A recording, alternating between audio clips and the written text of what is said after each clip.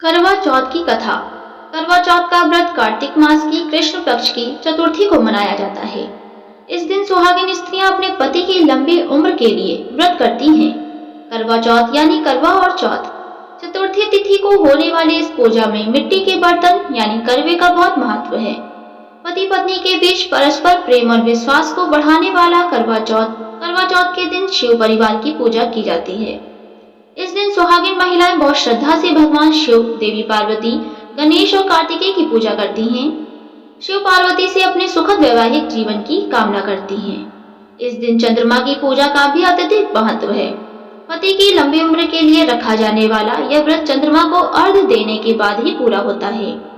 चंद्रमा मानसिक शांति प्रदान करता है, जिससे संबंध मजबूत होते हैं। शिव की जटा का भूषण चंद्रमा दीर्घायु का प्रतीक माना जाता है। आगे जानिए करवा चौथ किस शहर में कब निकलेगा चंद्रमा। इस दिन महिलाएं दिन भर व्रत रखती हैं। सूर्योदय से चंद्रोदय तक कई महिलाएं पानी भी नहीं पीती हैं। करवा चौथ की पूजा के लिए मिट्टी की वेदी बनाई जाती है। फिर शिव परिवार के साथ चंद्रमा को भी स्थापित करके पूजा की जाती है। उसके बाद करवा की कथा सुनी जाती है। पंजाब सहित कई जगहों पर चंद्र दर्शन के बाद पति को चलनी से देखने की भी परंपरा है। पति के हाथ से पानी पीकर इस व्रत को खोलने के पीछे यही उद्देश्य रहता है कि इससे आपसी संबंध और साझेदारी बढ़े। पूजा के बाद मिट्टी के करवे में परिवार की परंपरा के अनुसार सामान रखकर सास को भेंट देकर उनका आशीर्वाद लेना चाहिए। करवा चौथ व्रत कथा। एक राज्य में एक साहूकार था। उसकी एक बेटी थी और 7 बेटे। एक बार करवा चौथ आने पर उसके 7 बेटों की पत्नियों ने व्रत रखा।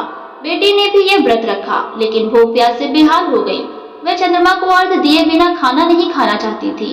उसके भाइयों ने दीपक जलाकर चलने में उसकी परछाई दिखाकर बहन को बोला कि चंद्रमा निकल गया है। बहन ने भाइयों पर विश्वास किया और उसे ही चंद्रमा समझ अर्घ्य दे दिया। अधूरी पूजा से गणेश जी क्रोधित हो गए। इससे बहन का पति गंभीर बीमार हो गया। साहूकार की पुत्री को जब दोष का पता चला तो उसने गणेश जी से क्षमा मांगी और पूरे साल चतुर्थी व्रत करने और करवा चौथ को ठीक से करने का संकल्प लिया।